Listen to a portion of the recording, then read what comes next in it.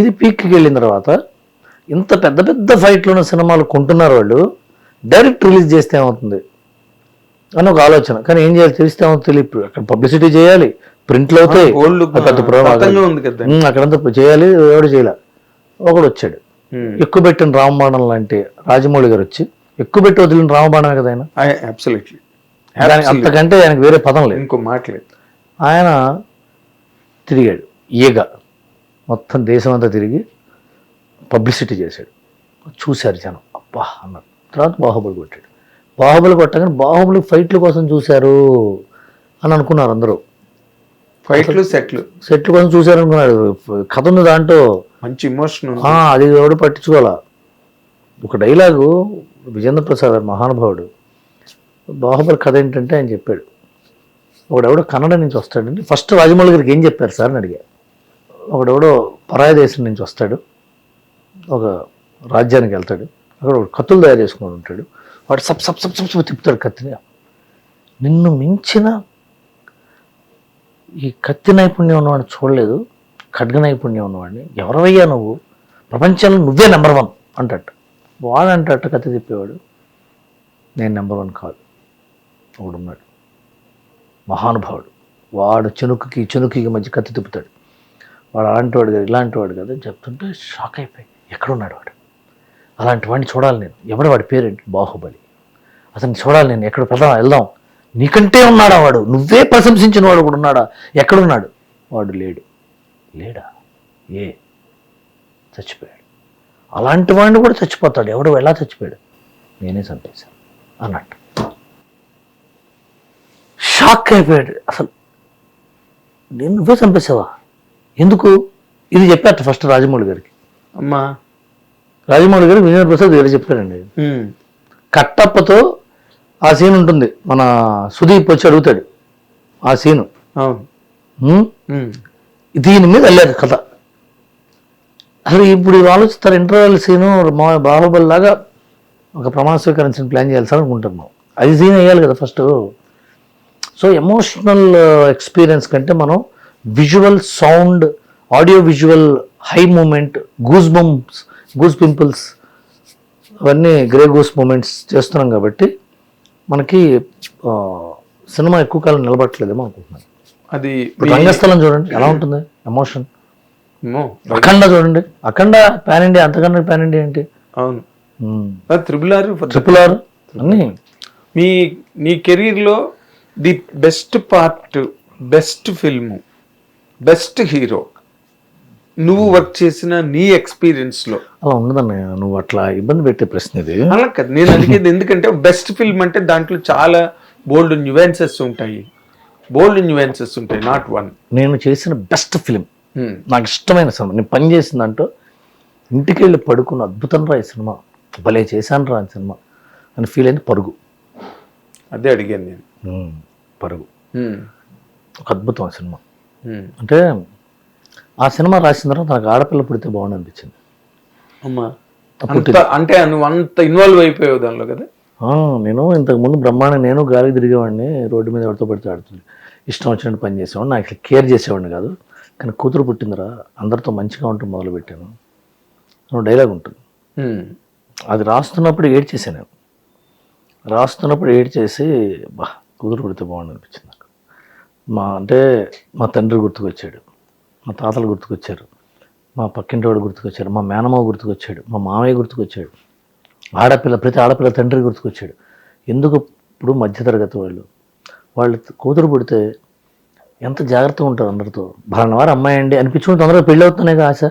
భరణవారు అమ్మాయి కరెక్ట్, ఆడు కూతురా అంటే అవుట్ లేదు. ఆ అమ్మాయి ఏం పాపం చేసింది అంటే ఆడ వేస్ట్ అండి, అమ్మాయి మంచిదండి అనేవి తక్కువ, చాలా తక్కువ.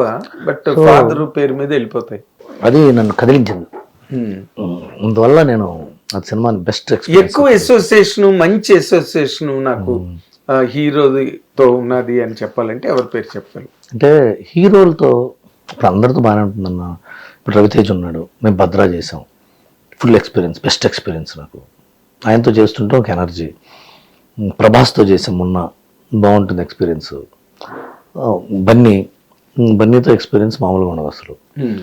వీళ్ళందరూ హీరోలు ఎందుకంటే తర్వాత మోహన్ బాబు గారు, బాలకృష్ణ గారితో అన్స్టాపుల్ చేసాం, చిరంజీవి గారితో ఆచార్య చేసాం, ఫ్లాప్ అయింది. కానీ ఆయనతో ఒక అసోసియేషను ఏమవుతుందంటే వీళ్ళందరి దగ్గర నేర్చుకోవడమే, వీళ్ళందరి దగ్గర నేర్చుకోవటమే. మనం ఏంటంటే నేను రాస్తే తప్ప వాళ్ళు లేడరా అనే అహంకారం లేదు. నాలాంటి వాళ్ళు లక్షల మంది వస్తారు, కొన్ని లక్షల పుట్టగలు పుడితే కానీ ఎక్కడో లాటరీగా ఒక స్టార్డమ్ తగలదు. కరెక్ట్. రైటరే ఉంది, 4 పుస్తకాలు చదివి సిగరెట్ ప్యాకెట్ అట్టముఖం మీద కూడా రాసి తీసుకొచ్చేవాడు. పోసాని కృష్ణంలో ఆలోచన వాడు కూడా రైటరే రా అన్నాడు నాతో. ఆలోచన ప్రతిసారి రైటరే అన్నాడు. అదే కదా. కానీ హీరోలు అలా కాదుగా, ప్రజల మన్నలను పొందాలి. వాళ్ళు ఏడిస్తే ప్రజలు ఏడవాలి, వాళ్ళు నవ్విస్తే ప్రజలు నవ్వాలి. ఆడు కొడుతుంటే కొట్టరా నాకు కొడుకుని అనాలి. అది హీరోయిజం, అది ఇమేజ్ అంటే. వాళ్ళలాగా నేను కూడా నా కుటుంబాన్ని నిలబడాలి నేను అనుకోవాలి కదా. అవును, అతను కదా హీరో అంటే. అలాంటి ఎన్ని జన్మలు ఎత్తే వస్తుంది. కానీ వాళ్ళు ఎందుకు అంతకాలం ఉంటారంటే వాళ్ళు పక్క మనుషులను ట్రీట్ చేసే విధానంలో ఉంటుంది. వాళ్ళు మిగతా వాళ్ళని ఎలా ట్రీట్ చేస్తారన్న దాని మీద ఉంటుంది. నీకు తెలియదు కాదు, ఎంతమంది హీరోలు రాలిపోయారు. అవును, వాళ్ళు బిహేవియర్ వాళ్ళేగా. Correct. Discipline, behaviour, financial indiscipline, approach, attitude. ఎంతమంది పడిపోయి ఉంటారు మన కళ్ళ ముందే.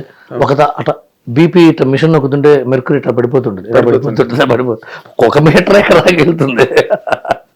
వీళ్ళందరూ ఎదిగిన వాళ్ళే కదా. చిరంజీవి గారు ఇంటికి వెళ్తే ఇతనే చిరంజీవి, గ్యారంటీ ఇతనేనా? ఇది కాదే చిరంజీవి, ఇతను కాదు. ఏంటి ఇతను శివశంకర్ వరప్రసాద్ ఏంటాడు, అసలు చిరంజీవి లోపల ఉంటాడు. లేకపోతే అతను పిలవండి, ఇతను ఏదో మామూలుగా ఉన్నాడా? ఏంటది అంత ఈజీ అలా ఉండటం? చాలా కష్టం. ఇది మెగాస్టార్ అయ్యి అతను వెళ్తుంటే జనం తొక్కిసలాటకి కొన్నిసార్లు మదర్ తెరీసా విగ్రహం ఓపెన్ చేయలేక తిరిగి వచ్చాడు రాజమండ్రిలో ఠాగూర్ సినిమా టైంలో. అలాంటి వ్యక్తి నార్మల్గా కూర్చుని ఎలాగా ఠాగూర్ సినిమా టైంలో మదర్ తెరీసా విగ్రహావిష్కరణ ఉంది రాజమండ్రిలో. 10 అడుగుల దూరంలో విగ్రహం అక్కడ దాకా వెళ్ళలేకపోయాడు. పోలీసులు సెక్యూరిటీ ప్రాబ్లం వచ్చి ఆయన తీసుకెళ్ళిపోయారు. Record. That is not job. అంటే అలాంటి వ్యక్తి నార్మల్గా ఉన్నటువంటి ఎవరు వెళ్ళినా సరే, నువ్వు నేను తెలిసిన వాళ్ళం కాబట్టి వెళ్తే కాఫీ ఇచ్చి కూర్చోబెడతాడు. ఎవరొచ్చినా అది కాదు, ఎవరొచ్చినా ఏంటి అసలు అప్పుడు అది అంత అచీవ్ చేయటం. సేమ్ విత్ బాలకృష్ణ గారు ఇంటికి వెళ్తే ఆయన నార్మల్గా టేబుల్ మీద కూర్చుని ఏంటమ్మా సంగతులు, ఇంటి బాగున్నారు అందరూ అంటుంటాడు. బాలకృష్ణేనా అనిపిస్తుంది. సమరసింహారెడ్డి, నరసింహనాయుడు, ఇంకెంతమంది, మోహన్ బాబు గారు ఎలా మాట్లాడారు. ఆయన మీద మనం సెటైర్ వేసినా సరే ఆయన మామూలుగా తీసుకుంటాడు. ఇష్టం వచ్చిన మాడుతున్నా. వాళ్ళందరూ నార్మల్గా ఉంటారు. వెంకటేష్ అయితే అసలు ఎలా ఉంటాడు ఆయన? అసలు వెంకటేష్ అయితే యూ కెనాట్ ఎక్స్పెక్ట్ అంత ఫిలసాఫికల్ గా.